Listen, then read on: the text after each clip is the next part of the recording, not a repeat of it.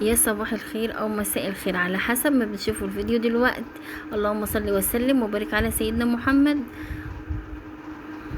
عليه افضل الصلاة والسلام.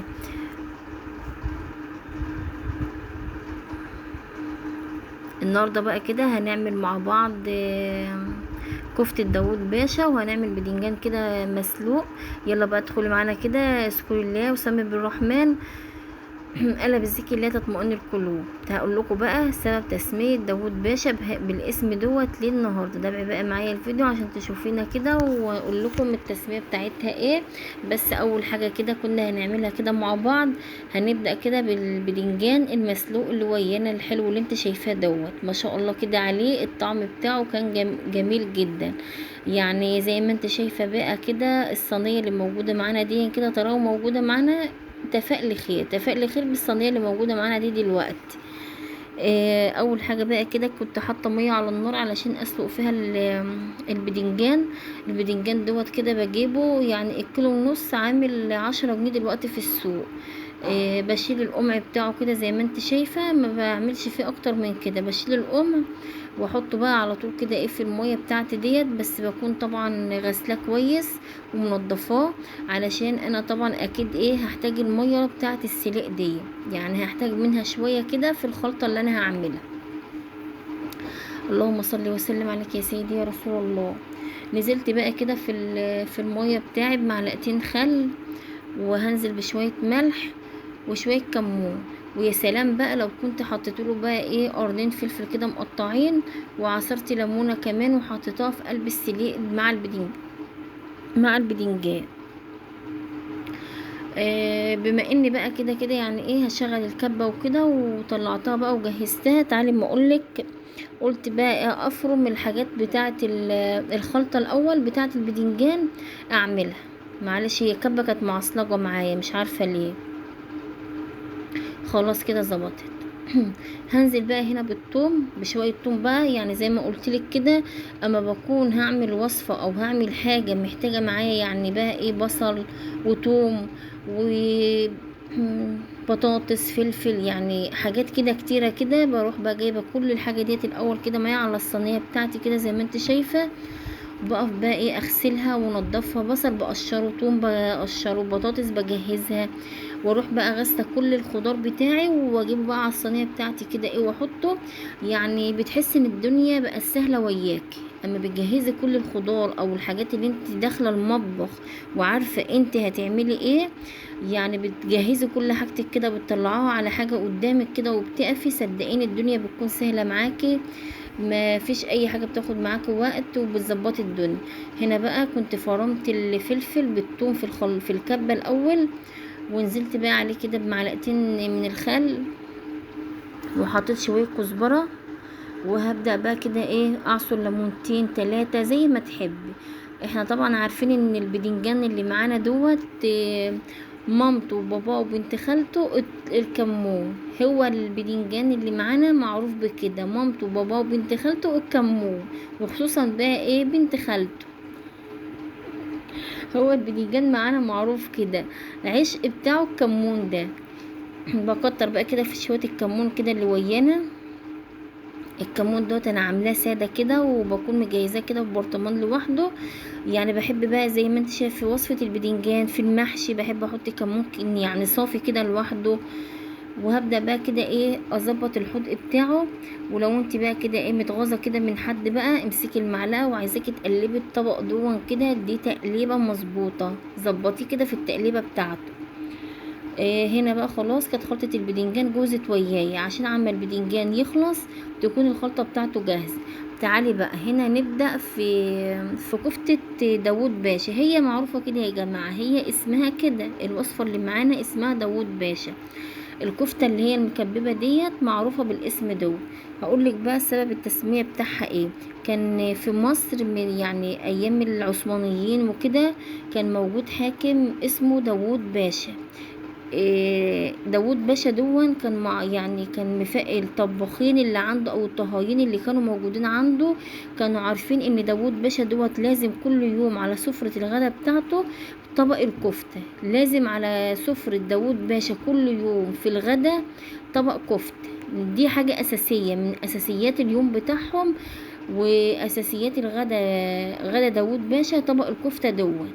ففي يوم من الايام ما تعرفيش بقى ايه اللي حصل، الطباخ دوت عمل الكفتة بطريقة ما عجبتش داوود باشا. تقولي بقى يعني ممكن يكون نسى يحط ملح، نسى يحط بهارات، نسى يحط فيها حاجة معينة يعني. هي كفتة داوود باشا اصلا معروفة ان هي بتتعمل بالصلصة. المهم بقى الكفتة ديت ايه، ما عجبتش داوود باشا في اليوم دون. داوود باشا طبعا غضب بقى وغضب ووحش طبعا. فحب يعاقب الطباخ بتاعه، عاقبه جامد يعني. فكل ما حد بقى رايح وجاي لك، هو ليه الطباخ دوت بيتعاقب؟ يقولك اصله ما عملش كفتة داوود باشا. هو ليه بيعاقبوه؟ يقولك اصله ما عملش كفتة داوود باشا. المهم بقى يعني من ذلك الوقت اتسمت داوود باشا، اللي هي الكفتة المكببة. انا طبعا بعد ما فرمتها، اللي دون كان صدر فرخة معايا، حطيت عليه توم وبصلاية كده حلوة، وحطيت عليه شوية كزبرة حلوين، شبت على كزبرة بيخلوا طعمها جميل جدا. ومعايا دي معلقة بيكربونات الصوديوم، يعني مش عارفة بصراحة هي اسمها ايه، نسيتها بصراحة والله. نص معلقة كده منه، من المكون دوت اللي انتوا شايفينه معايا دوت. بنزل بيها على الكفتة اللي معايا ديت، بس ما بتفكش معاكي ابدا. المهم بقى حطيت عليها الحاجة بتاعها بقى، وبدأت اقلبها، وقلت بقى ايه، انضف الصينية اللي كانت موجودة معانا. طبعا خلصت كل حاجتي، خلصت كل استعمالاتي منها. البصل خلص وكل حاجه، فروحت غسلاه. هنا بقى كنت عامله شويه صلصه. طبعا انتوا عارفين ان كفته داوود باشا ما بتتعملش غير بالصلصه الطماطم.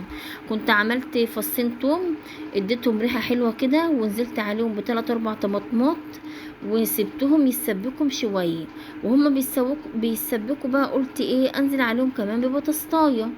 بس انا غلطت ان انا حطيت البطاطس قبل الكفته. يعني انت عارفه لو حطيتي البطاطس مع الكفته بتاخد نفس السوا، صدقيني الاتنين بياخدوا من نفس السوا وبيستووا مع بعض. يا بالي الكفتة الفراخ دي لو سبتها تستوي اكتر بتستوي اكتر من كده. هنا بقى كنت هطلع البدنجان بتاعي. خلي بالك لسه كفتة داوود باشا ما خلصتش. هنا بقى كنت بحدق البدنجان وكده وظبطته اهوت. كنت بوريهولك بقى ان انا كنت كده خلصته. وهجيب بقى دلوقتي شوية مية من اللي كانوا موجودين معايا بتاعة السليق. بوريكي قلب البدنجانة، شايفة قلب البدنجانة من جوه احمر كده وجميل ازاي، عامل زي لون البامبا الجميل ده، ما شاء الله يعني. هاخد بقى شوية مية من مية السليق، وهنزل ببقية الخلطة اللي معايا ديت. ما تخافيش، الخلطة اللي معايا انا مش محدقاها قوي يعني، لان طبعا الحبشتكنات اللي موجودة معانا ديت بنحب ناكل بيها كده يعني، بتبقى جميلة جدا. وخلاص بقى كده يعتبر البدنجان اللي معانا خلاص خلص. اغطيه بقى كده واسيبه لحد ما يبرد، وبدخله التلاجة. بحتفظ بيه بقى كده في التلاجة جنب فطار، جنب اي حاجة كده اكلة بعملها بطلع منها. المهم بقى قالك ايه، داوود باشا دون الكفتة دي اشتهرت في الوقت دون باسم داوود باشا. فكانوا طبعا الناس الاغنياء بقى وكده بيعملوا الكفتة ديت في الافراح وفي المناسبات وفي الحفلات عندهم يعني وكده. المهم بقى الكفتة دي كانوا بيعملوها، بيجيبوا كده كفتاية ويحطوا في قلبها يا اما خاتم ذهب يا اما خاتم فضة. وسعيد الحظ اللي كان يطلع في الكفتاية بتاعته الخاتم الذهب او الخاتم الفضة. هي كفتاية واحدة اللي تتعمل ويتحط في قلبها الخاتم دون في وسط كمية الكفتة اللي موجودة كلها. سعيد الحظ بقى اللي كان يطلع له الكفتاية دي. المهم بقى انا خايفه والله لحسن داوود باشا يقوم يضربنا دلوقتي ان انا حطيت مع الكفته ديت بطاطس او يغضب علينا يعني. الكفته اصلا ديت هي بتبقى مكببه زي ما انت شايفاها كده، بتتعملش اصلا غير ان هي بتكون مكببه كده الكفته اللي موجوده معانا دي. بحطها بقى كده ايه يعني زي ما انت شايفاه كده، بعملها كده في حبة دقيق، بديها رشة دقيق كده بسيطة. ممكن تحطها ممكن تستغنى عنها، بس انا بحطها بس عشان ايه ما تلزقش وياي، هي اصلا مش محتاجة. اما بحط للكفتة اللي معايا ديت معلقة عارفين انتوا الكيك شيف، انا مش عارفة اجيب الاسم التاني رايح عن بالي خالص. مش عارفه اجيبه والله. معلقه من اللي هي الكيك شيف ديت او الكربوناتو اصلا، نص معلقه كده من بتاعه الشام، بتحطها في الكفته ديت وبتقلبها مظبوط. صدقيني عمرها ما بتفك معاكي ابدا ابدا ابدا، في اي نوع كفته بقى، كانت فراخ ساده او لحمه او كفته الرز كمان لما بتحطها معاها. عارفه بقى ما بتحطها مع كفته الرز، الله عليها لما بتحطي من نص معلقه البيكربوناتو ديت في كفته الرز، يعني عارفه انتي بتخليها نافشه، قلبها مفتح كده معاكي، مش بتخليها زي يعني ايه مسمغه، لا بتخليها جميله معاكي. الكفته طبعا بقى بتاعتي ديت بدها تحميره كده من ناحيتين، بدها لون زي ما انت شايفه بقى كده، هديها لون من على الناحيتين الاتنين، وهحمر كل الكميه اللي موجوده معانا ديت. بدات احمر يعني كده ايه واشتغل فيها. والحله بقى زي ما انت شايفه بعيد كده كنت هعمل شويه رز بشعريه طبعا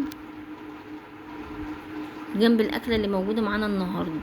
هنا بقى خلاص كانت البطاطس دي بدات تاخد اول غلوه كده على طول، فروحت نازله بالكفته بتاعتي. زي ما احنا عارفين كفته داوود باشا بتتعملش غير بصلصه الطماطم، 3-4 فصوص توم ياخدوا الريحه الحلوه كده معاكي، وتروحي نازله ب3-4 طماطمات ياخدوا تسبيكه حلوه، تحطي عليهم بقى كده ايه كوبايه ميه، وتروحي حاطه الكفته فيها وتسيبيها كده تتسبك معاكي وتنشف. الله عليها، الله على الكفته ديت بقى، يا جمال. حبينا نعمل بقى كده ايه شويه حركات بقى كده لا اله الا الله. سهله والله الكفته دي سهله جدا، يعني لو عندك صدر فرخه هتعملي منه مثلا غدا بقى يكفي معاكي 5-6 افراد. يعني الفكره اللي انا عايزه اوصلها لك ان صدر فرخه واحد هتعمل منه غدا يكفي وياكي 5-6 افراد، وغدا جميل وغدا مشبع، وعلى الاقل يعني بيفتح نفس العيال يعني معانا. احنا عارفين ان اولادنا كلهم الايام دي مبقوش عايزين ياكلوا غير الحاجه دي، كفته بانيه فراخ مش عارفه ايه. فما تعملي الصدر بالطريقه ديت بقى وتحطي معاه بطاطسايه او تحطها في اي حاجه، بتعملي كميه غدا كده حلوه وموفره معاكي. خلاص بقى كنا غرفنا الاكل بتاعنا، وعايزه اقول لكم دلوقتي اتفضلوا اتغدوا معانا، وخصوصا بقى البدنجان المسلوق. شايفه الكفتايه بقى، يا سلام، الله الله على الريحه لو انت شامه دلوقتي. طب شامين؟ طب لو شامين قولوا شامين، طب لو شاهدين قولوا شاهدين. يا جماله بقى مع الليمونه المحدقه ديت بقى والقرن الفلفل. شايفه القرن ده؟ والله هموت عليه، هموت على قرن الفلفل. مين بقى فيكم كده بيحب الفلفل السبايسي؟ اتفضلوا اتغدوا معانا.